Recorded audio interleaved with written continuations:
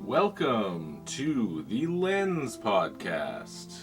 This is episode 5 of Life Enhancing Navigation Skills, a podcast show devoted to helping you grow and learn about events and ideas and even sometimes people. This episode 5, we want to welcome you to the show and thank you for your time and attention today. My name is Paul Verge, and I'll be your host today. Thank you for joining us. It's really great to see you and have you, and we are going to look at another book this time, something that I've found has been extremely useful in making connections, especially in terms of when you're looking for a partner or somebody to spend a significant amount of time with romantically. Then this book is key to understanding not only what we ourselves want, but what other partners might be looking for in return. And that book, my friends, is called The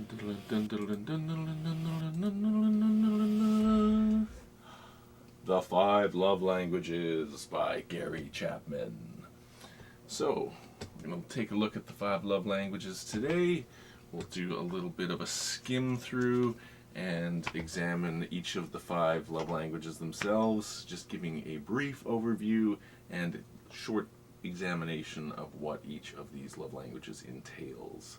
So, let's start with opening the back of the book, and what we have is a message from Gary Chapman himself. This isn't the 5 love languages book, the original, which you see in the background here. This is actually 5 love languages for men, so it's a little bit specialized. It is International Women's Day. It either was today or yesterday, and the key thing is an area where men can step up to be able to communicate their needs better with women and just make better partners in general by actually knowing what we as men want and how we communicate our needs, wants, desires, passions, and all that. So we're going to get into this wonderful book, The 5 Love Languages, from Mr. Gary Chapman. And I will take a look here. Okay, so reading from the back, it says, "At the heart of every man is a desire to master what matters. Getting a compliment at work or on the court is nice, but nothing beats hearing your spouse say, 'You make me feel loved.' If you haven't heard that in a while, or feel like you're not bringing your A game into your relationship, this book is for you. The 5 Love Languages series has sold 10 million copies because it's simple, practical, and effective.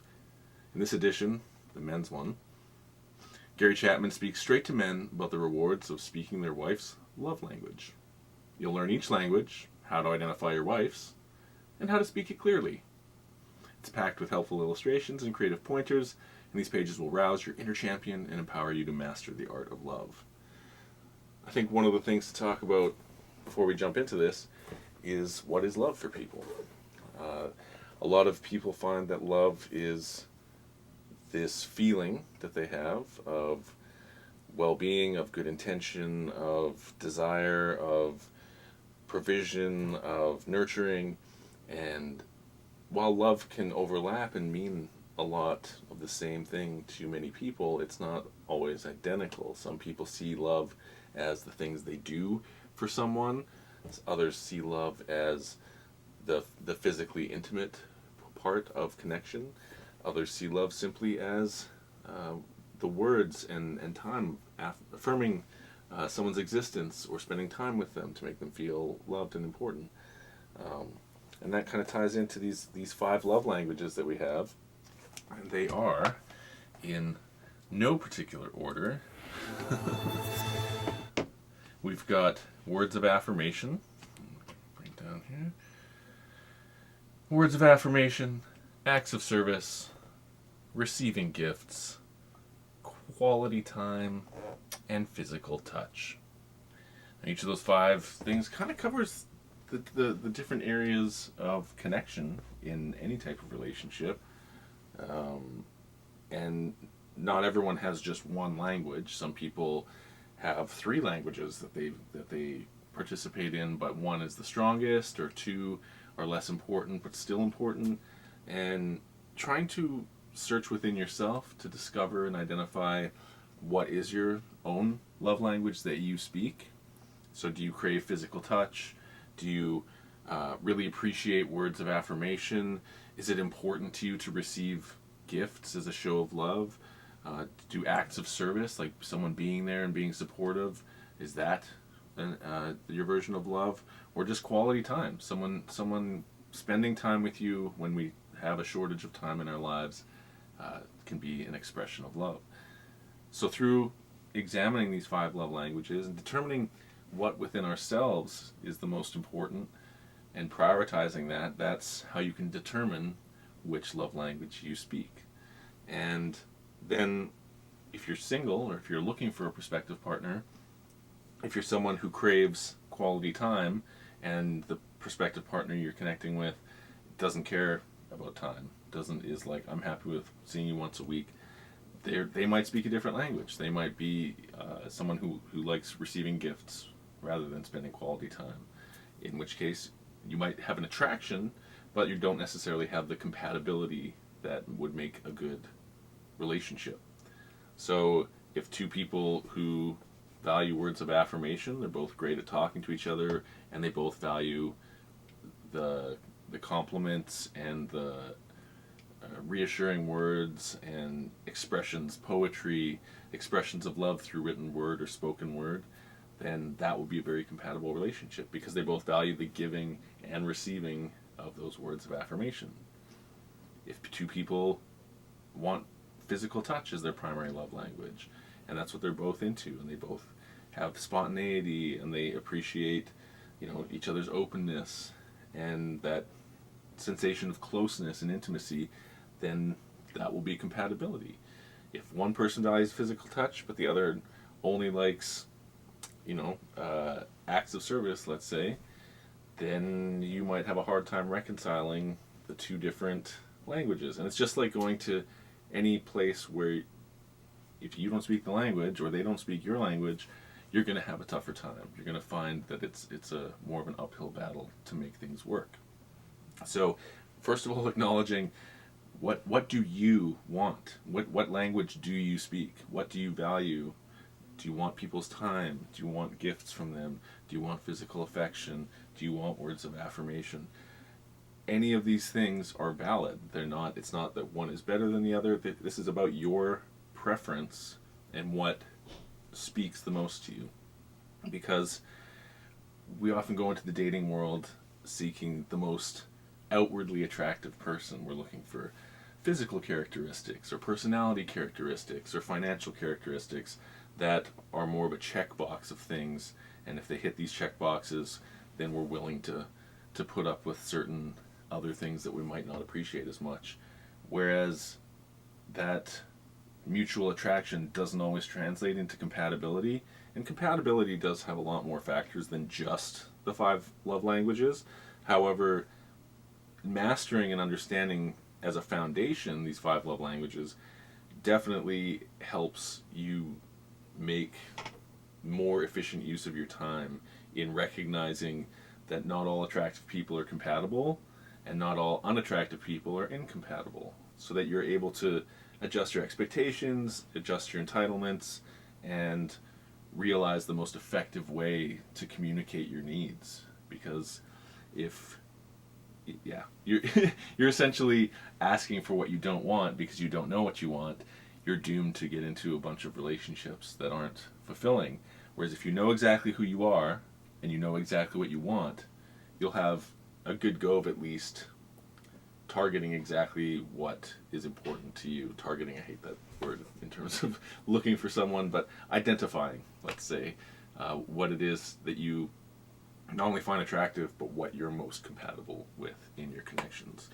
So let's open up this book and take a quick look at the preface from Gary Chapman. He's written several books in this series. There's also a 5 love languages book devoted to women for them to study. There's one for couples. I believe there is profiles and lots of lessons to learn from these different books. Essentially, Gary Chapman, he's been an author and a speaker. He's been a counselor. Definitely likes to have people form long-lasting and fulfilling relationships. So I think he's even got a consultancy group and does a lot of seminars. He's on radio. You can look up tons of videos of Gary Chapman on YouTube discussing his ideas and his books. So let's see, what is new from the Five Love Languages original book versus what's in the Love Languages for Men book? What we see, it says, on a light note, we've added some fun new stories that will give you insight into your own marriage, as well as artwork to illustrate the real-life challenges that are explored by Gary Chapman. This revised and updated version of Five Love Languages Men's Edition tackles two new issues that must be addressed if languages of love are to flow freely, and those are dealing with anger and crafting apologies. And I think those are really pertinent, especially for men, because we tend to be more outwardly angry and have trouble expressing that anger. A lot of times we either express it inappropriately or we inadequately express it and hold on to it and allow it to turn into bitterness and resentment and other things. And then crafting apologies. Men make mistakes just as much as anyone else, but pride, ego, other factors prevent us from always acknowledging those mistakes and especially making proper apology. There's nothing worse than an ineffectively inauthentic, disingenuous apology, and people see right through them, and they can actually make a situation worse if you're trying to be genuinely apologetic, but it comes across as bitter or a resentful. Fine, I'll give you your apology. Then it's not genuine and it means nothing. It ends up being an empty gesture. So, crafting proper apologies definitely would be a skill to have. Learning to speak a new love language isn't easy. Trial and error is often the best strategy available to you or to us, which can be frustrating. Add to that the vulnerability that comes from stepping outside our comfort zone, and you have the makings of a combustible situation. If our efforts to speak a love language fall short or fail to impress our spouse, we may be tempted to get angry, which is a result of the frustration. And there's nothing wrong with that. Anger is not a sin. It is a natural response. The question is, what do we do with that anger? It makes all the difference in the world. So if we learn to work through our anger in a healthy way, then we'll find that the impact on our relationship is seismic in a positive way. In that same vein, mastering the art of the apology will go a long way towards ensuring the health of your marriage and other relationships for years to come. Done well, a proper apology can bring closure to tensions, conflicts, and hurt feelings that have been sore spots for months and even years. It can change the way your spouse thinks of you, the way she looks at you, and it can break down barriers faster than any other words or actions can. And a proper apology is about being humble and responsible and acknowledging. But we'll get into this. With these two new tools to add to your love language workbench, you'll be better equipped than ever to make a difference in your spouse's life. That's Randy Southern, who I guess is the co-writer, ghostwriter dude for this book. So, how many love languages do you speak? You might speak all five. You might know how to give someone quality time. You might be wonderful with your words. You might be the most wonderful, thoughtful gift giver. You might be a masterful toucher of intimacy, and you might also be wonderful at serving people or giving them your attention through acts of service. So, the more you speak, the more people you are able to genuinely connect with in a compatible way. But if you don't speak any of these languages, then it's going to be extremely difficult to communicate what it is you're looking for out of life, out of connection, out of relationship. So they say it's not what you say, it's the language you use. That's not a plug for cuisine. Everyone has a primary love language, a way of expressing devotion and affection that touches us deep inside, occasionally puts a goofy grin on our face, and leaves no doubt that we are truly and spectacularly loved.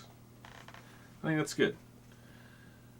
So, out of those 5 love languages, one of them is going to be an express way to your partner's heart. It's not to say she won't respond politely to one or more of the other love languages, especially if she sees you making a real effort. Ultimately, though, those other 4 love languages are going to be like another language to her. On the other hand, when you express your love for your partner using her primary love language, it's like hitting the sweet spot on a baseball bat or golf club. It just feels right, and the results are impressive. So there's one point they make there and says, if rarely do partners actually marry the one that speaks their love language. And you see this reflected in lots of people who go through a whirlwind romance, get married quickly, and get divorced just as quickly because they realize that they have irreconcilable differences or they're not compatible. And often this is going to be a result of not speaking the same love language and not realizing that there is a love language to identify and to see in each other. So just as much as seeking out a new partner and wanting them to speak a similar language so that you're on the same page so you can communicate your needs properly, it's also important, if you're already married, if you're already in a committed relationship, to do that introspective work, discover your own love language, and discover what your partner or your wife, what their love language is as well. And if you do determine that they're different, it doesn't mean you're incompatible. It just means you have to learn to speak each other's language to maintain the success of the relationship. If your primary love language is wildly different, again, like if your wife's primary language is physical touch and yours is words of affection, she might not care about what you have to say and she just wants to be held. And conversely, she might not want to tell you what she's feeling, but she wants to show you through physical affection. And again, you can learn to speak a language. It might not be your primary, but if you're still able to interact on that level and have a little bit of knowledge or a little bit of understanding of each love language, it just makes you openly, more roundly compatible in general.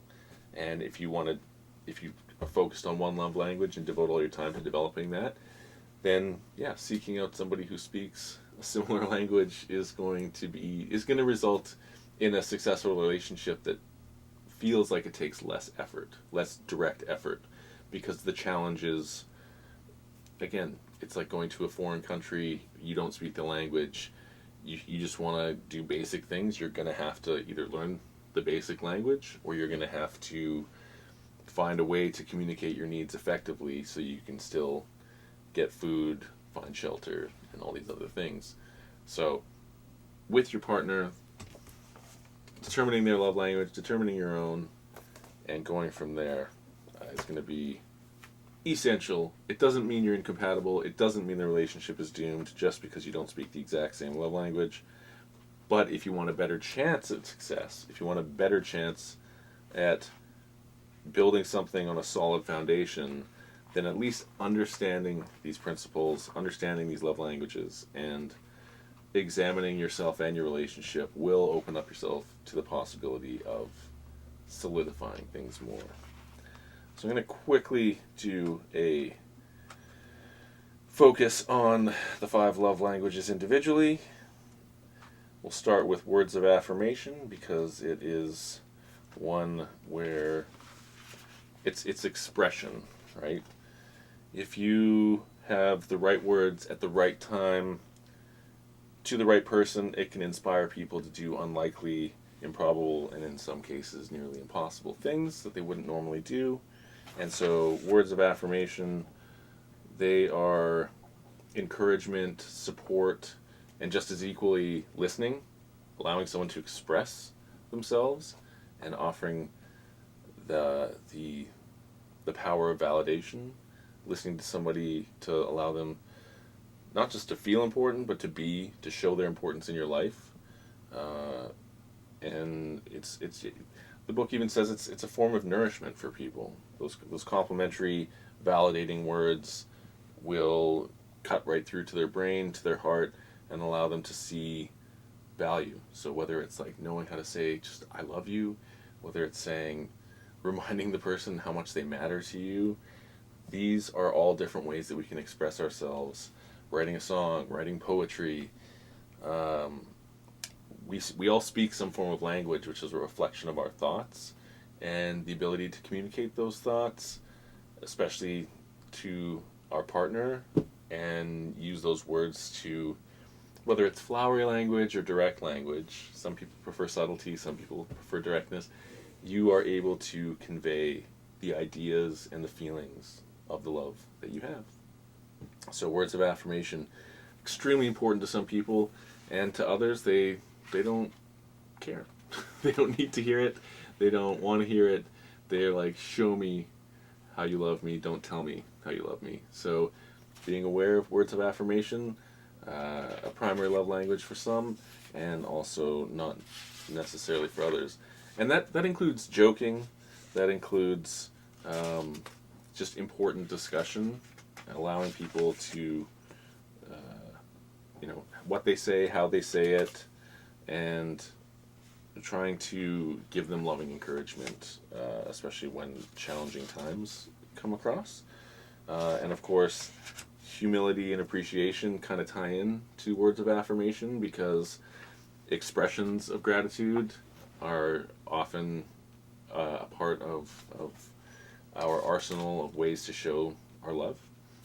If somebody does something really nice for you, you can take it and appreciate it, but actually reflecting that appreciation through simple words like "thank you" and "I really love this" and "you're amazing," they really work. Something simple as "you look amazing in that dress," or "you smell wonderful." They're compliments, but if they're built in with authenticity, like the 3-part compliment, you are able to connect and use those words of affirmation in an effective way. So there's lots of different phrases. The Words of Affirmation phrase book talk about different techniques, everything from don't just say "you look good," say "that's a nice color on you," or "I like your hair that way." So if you make a specific compliment to a different physical feature, then that's a nice reflection of words of affirmation. Making a habit of mentioning something specific that you observed, that you appreciate about your partner. Beginning a campaign of verbal affirmation to inspire courage for her to take steps to make some of her dreams come true. Helping your wife identify her skills and strengths if she's having trouble figuring out what it is that she's interested in or what she likes. You can add your own observations, in a constructive way. This isn't about belittlement, or criticism. It's about giving support. Creating a poster or print with her name in the center, that's along with descriptive words and special names that you have for her. That's definitely really using words of affirmation to commit, like an art piece, and something that can remind her of the different thoughts and feelings you have. Creating a playlist of music for your partner, explaining why you included each song, and especially when there's something special about the songs for you. Sending her an encouraging email, even if you've had an argument, trying to clear the air with your words. Knowing different ways to say "I love you," and of course, thanking your partner for just the things they do routinely. You don't want to take them for granted just because you've got a habit and a routine together. You want to remind the person, hey, even though I'm used to you doing this, there's not a day that goes by where I'm not thankful. So, that is one aspect. We're just going to take one quick break for about 15 seconds, and we'll be right back with the Lens podcast. Thanks so much.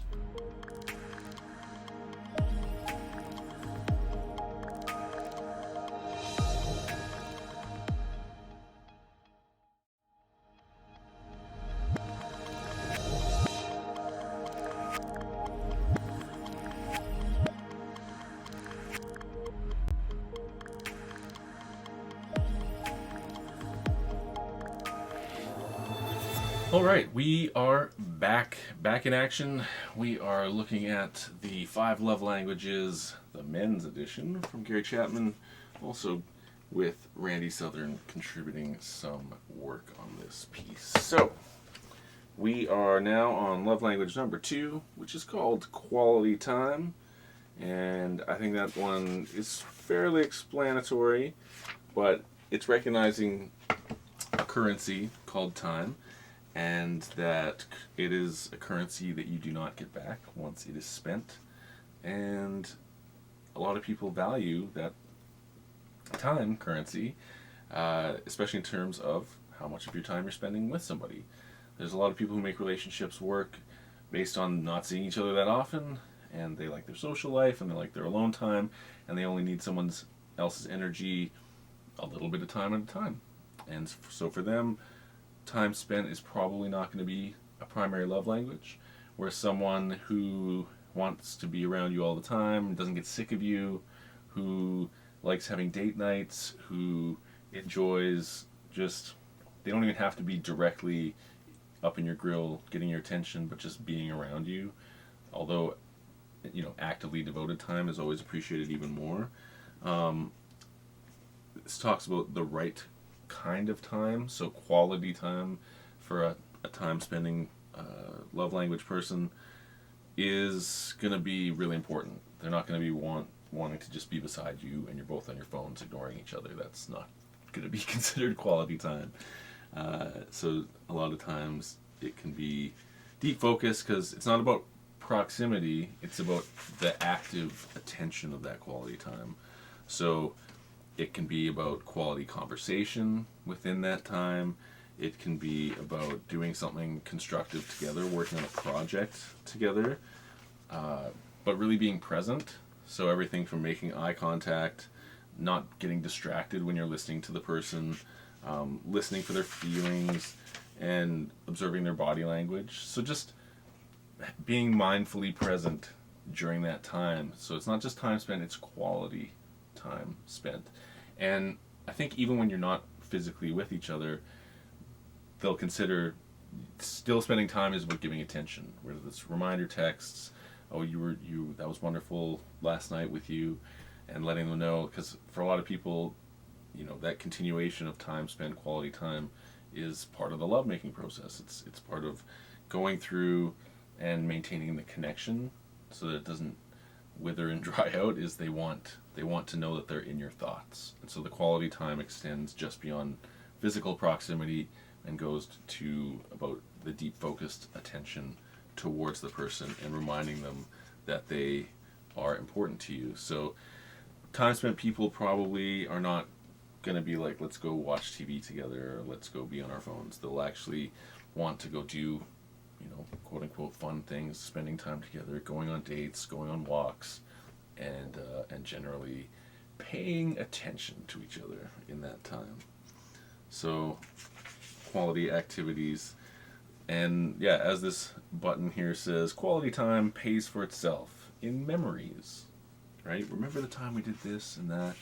So that is a form of, if you want to call it love currency, then quality time and the memories that you form with that are quite important if that's your primary love language. So there's a phrase book here about quality time and all the different aspects. Making sure that you're organized enough to plan time to nurture and maintain your connection, scheduling dates, ensuring that, obviously you have to balance your own life and time so that you get your needs met, but a quality time person is probably going to want to spend more time in the relationship and devoting attention to that than different friend groups or family, because that is their primary love language. They want that attention and that time. Taking a long drive together can give you that quality time. It lets you chat about whatever comes up. And I think it's really important just to acknowledge that devoting some time to somebody who values quality time and really being present, that is a great way to be fluent in their love language. That was number 2. So, Love language number 3 is the act of giving gifts. And how do you become fluent in giving gifts? It's not just about buying expensive crap. It's not just about lavishing someone with luxurious presents in lieu of attention, in lieu of time spent. But there are people who do really appreciate a thoughtful gift. Something that could be anything from a book that reflects ideas that the person has or teaches them something that they want to know. It can be an art piece, something that has sentimental value. So it doesn't have to be just expensive jewelry and all these things. Although some people do appreciate that, and that is their primary love language. I feel like gift receiving and gift giving kind of go in hand, because a lot of people who like to express their love and gratitude through a thoughtful gift are picking something that's a reflection of the person, or has additional meaning through that gift or through that object that they're passing on, that it's going to not only enrich the person but also, again, give them some memories and a sense of association. So if somebody receives that gift, they will look at that gift and associate happy, loving memories and feelings with the gift and the person who gave it to them. So I would say gift giving is not necessarily my strongest love language. I am often not able to understand what would best be served for someone other than utility. I try and get useful gifts. Christmas time, it's usually books that I give people that I think will either benefit them in some way, or reflect reality to them in some way, or entertain them in some way. So I am not, I've never traditionally been a jewelry and chocolates kind of guy. Very rarely get flowers. Thankfully, gift giving is not my wife's primary love language either.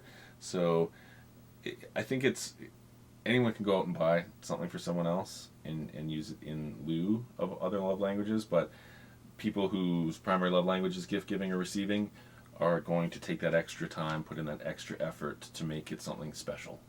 And the people who receive are going to recognize when it's not just like gas station flowers. They're going to recognize when someone's put effort in to make something special, and writing a custom card out, creating a song, painting a custom portrait. These are all, especially one-of-a-kind, unique gifts. I think those are the ones that gift-receiving love language people would value the most. Something that is a reflection of the uniqueness of your love for that person. So I like to think there's more depth to the gift giving and receiving love language than just materialistic gain. I think there's more to explore in that idea. So definitely worth reading this book. And it starts with your wedding ring and whether some people like to spend money more than save. They like to show the power of their income or where their life achievement status, let's say, in a socioeconomic way. And so the act of giving gifts is a reflection of that accrued wealth. And so a lot of times gift giving and receiving can also be symbolic of those different things, or that you're a trustworthy, reliable, well-to-do person. You might be more generous with your friends, buying them dinner, or you're taking your partner out. So if you're a spender by nature, you likely have little difficulty purchasing gifts for your wife. Of course, financial necessity, a lot of people would argue, ties into gift giving as a love language. So people who are not as well-to-do might not be as inclined to be gift givers. However, that doesn't preclude the act of creation. So you're able to create gifts that don't cost anything except your time and attention. So if you're creative enough, there's a lot of things you can do other than just buying things that can still help you speak the love language of giving gifts or receiving gifts. Now, there's a lot of gift-giving phrases. Gift of the day, giving handmade, oh, I like this one, handmade coupons for services for your wife so that she can use these coupons at any time she sees fit. I think that's a really fun one. So that, if she wants you to do something for her, perform an act of service, take her out, get dinner, go to a certain movie, she's got these coupons that you've created that allow her to reserve your time and attention. I think that's really cute. A lot of people love surprise, spontaneous, unexpected gifts as well. So, it's like, especially if you're in a routine, and we all get gifts for each other for birthdays and special occasions, but getting someone a gift when it's not a special occasion kind of turns any occasion into a special occasion. And so a lot of people will appreciate that spontaneity, especially those where gift giving and receiving are their primary love language. Okay, so the next one is how to become fluent in acts of service. And I think acts of service is definitely one of the most important. It ties into time, it ties into attention, affirmation, and even gift giving, because the act of being there, of being willing to give service, to serve someone you care about, not only builds trust and reliability, but it also builds confidence in the fact that you are there for them, right? One of the worst feelings in the world is to feel like nobody's there for you, like you're alone and abandoned, and having a support structure, especially from a romantic partner, it can imbue you with a sense of confidence like nothing else. So, yes, a hard-earned happily ever after. It says that. So they give a figurative story here about a man named Andre discovering his wife's love language is acts of service. He argued that things he was already doing, like putting gas in the car, taking out the trash, bringing home majority of income, should count as acts of service. He expected his wife to feel loved based on those things. In essence, he wanted her to change her needs to fit his solutions. And it took a while for him to figure out and then come to grips with the kind of acts that meant the most to her. So for her, cleaning the bathroom, that's an act of service. His progress was slow and steady, but with practice, and more than a little trial and error, Andre eventually became fluent in acts of service. And you can too.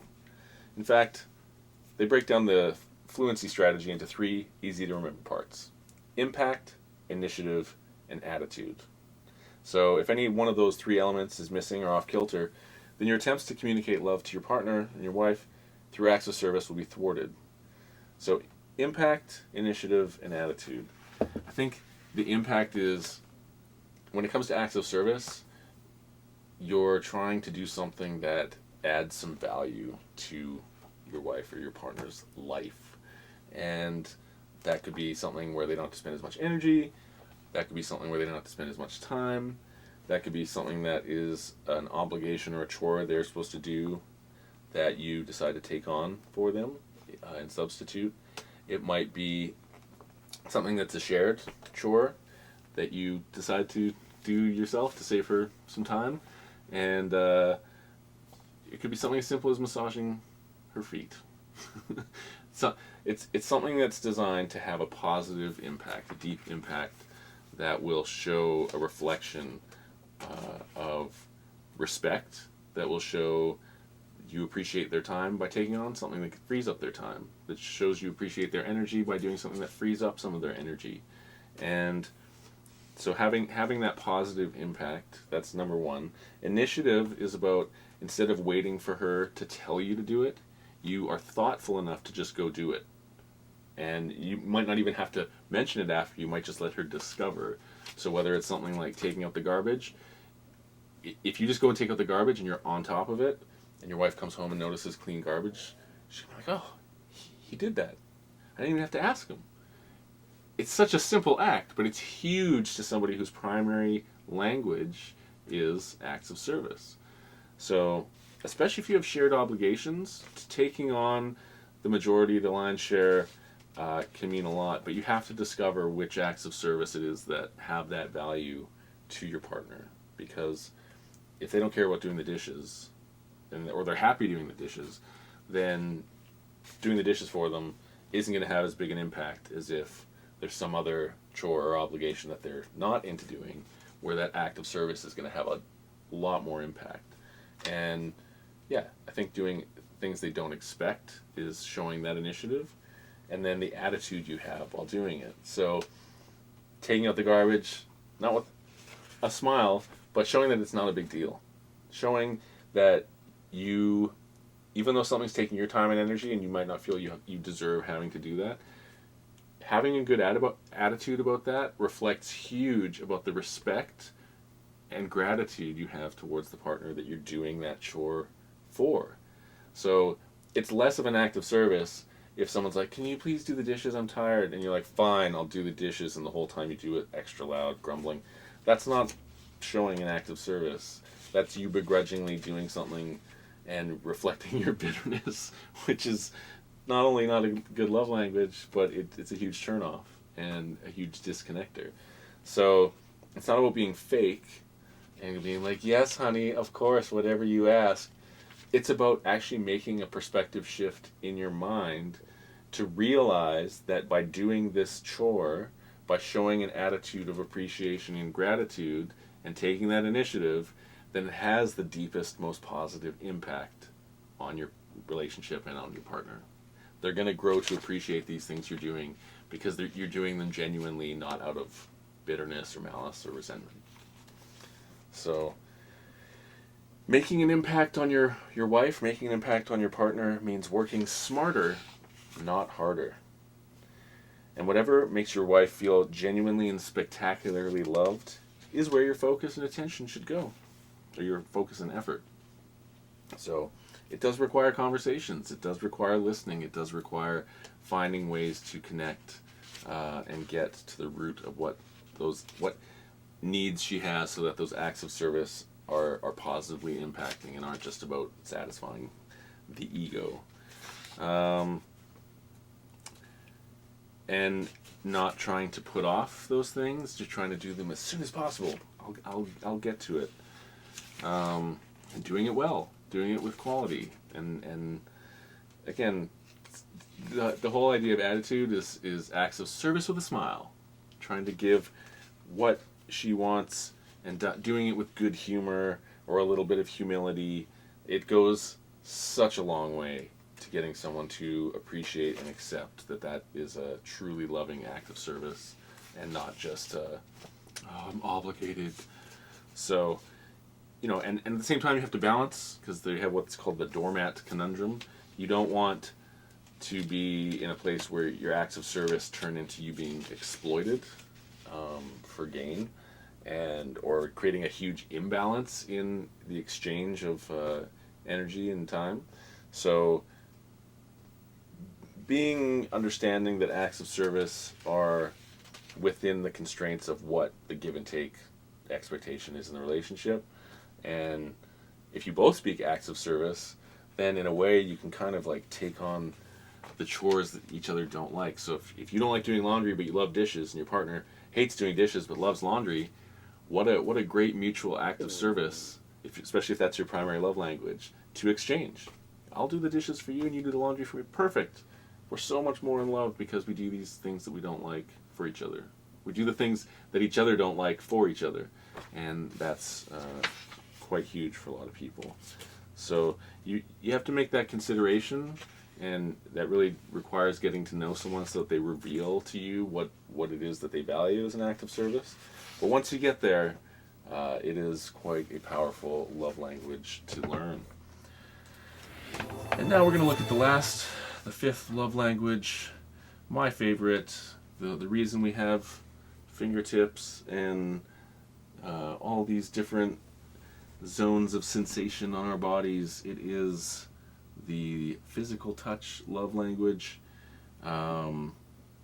You, as a human being, come with a variety of sensors and sensory inputs, but there's also a lot of mechanisms that not everyone fully understands, and those have to do with oxytocin and dopamine and serotonin and all of the chemicals that tie into loving feelings, pleasurable feelings, and one of the big ones is oxytocin. The idea that two humans hugging each other will, within 30 to 60 seconds, create some oxytocin, generate it within, that will create a more of a loving bond with whoever you are hugging, especially your imagine your romantic partner, your wife. So hugging them regularly can reinforce that bond by creating that oxytocin mutually. Especially if physical touch is your primary love language, you're going to find that to be a powerful tool, as well as massages and kisses and the whole art of lovemaking. These are all aspects of physical touch that tie into the overall intimacy. And I think all 5 love languages are about genuine intimacy, and recognizing that intimacy is not just English or just Chinese. It's a bunch of different languages that add up to the overall communication of intimacy. If language is a form of communication but not the only form, because there's audio, there's nonverbal, there's physical, then the different love languages are not ranks of intimacy, but intimacy is the pie. They're the different slices, the different flavors of pie, let's say. So you're into cherry pie, I'm into apple pie. Okay, may have to work a little harder to be compatible. Oh, we both love pumpkin pie? Cool. We have a higher chance of valuing the same things. So if pumpkin pie is physical touch, and that's what we're both into, prioritizing as our love language, then it creates a better chance of success. We'll especially if you're both spontaneous, you will find yourself in a place where giving that physical affection, showing that physical intimacy, renews your bond and nourishes it. It's like eating something healthy and positive, and that nourishment continues on. It's not only just good memories and good feelings in the moment, but a sense of warmth and compassion and empathy with your partner that allows your connection to flourish and even evolve. And I think across all the love languages, there's a degree of vulnerability in which you're opening yourself up to possible risk, to possible ridicule, not just through expressing your love language, but through getting into the specificity of what about each love language why it's prioritized for you. And it's easy for people to be judgmental towards each other. If you're someone who's doesn't like giving hugs, isn't particularly physically affectionate, and you meet someone whose love language is primarily physical touch, that person might make you downright uncomfortable, right? Trying to get in your personal space, trying to touch you. You're gonna be like, this person needs to stay away from me. So whereas your love language then might be gift giving. So a person meets you, you're happy to fist bump them, but they brought you an amazing book or flowers or something on a first date, and you're like taken aback. That's so thoughtful, especially when you barely know each other and they still were that considerate. And whereas a lot of long-lasting marriages are based on not just a physical attraction, because that can change over time, but the love language, if it's physical touch, then you almost, as long as you have that renewal process of your physical intimacy, then you can work through lots of other problems. You have the patience and the understanding because you always have that physical touch reconnection process to look forward to or to connect with, to kind of reset your emotional centers. So it's quite rewarding, it's quite healing, and I personally identify with physical touch as my primary love language, and I'm lucky enough to have ended up with a wife and partner who her primary language is also physical touch. So that works for both of us and allows us to connect, renew our connection. So I think the cornerstone of a successful relationship is going to be finding that way to speak each other's language, connect on that same level, get to the root of your needs and wants, desires and passions, and learn to speak that same language to each other. And if you speak different languages, then at least to be fluent in each other's language so that you can provide for their needs and keep the relationship strong. And if you find that the relationship, you're just incompatible, or that your primary needs, primary love languages are just so wildly different, then that knowledge allows you to go forward constructively, right? Not all relationships are meant to go on forever, but if you learn something about yourself, if your partner teaches you something about yourself, then even the pain of ending a relationship isn't for nothing. It can be instructive, it can be informative, and it can teach you a lesson to carry into your next relationship, which might be the successful one. It might end up being with someone who speaks the same primary love language as yourself, and then you are starting out of the gate a little ahead of the game.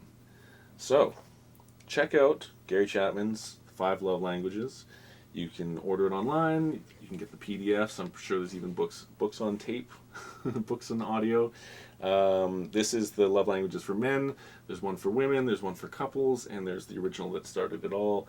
The original 5 love languages. Highly suggest checking them all out.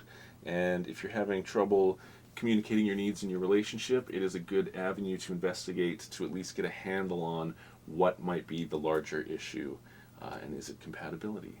So I want to thank you so much for joining us on this episode of Lens. This was episode 5. I am your host, Paul Verge, and I want to, again, thank you for giving us your time and attention, for getting a little benefit from some life-enhancing navigation skills, and we will see you next time on the Lens Podcast. Bye-bye for now.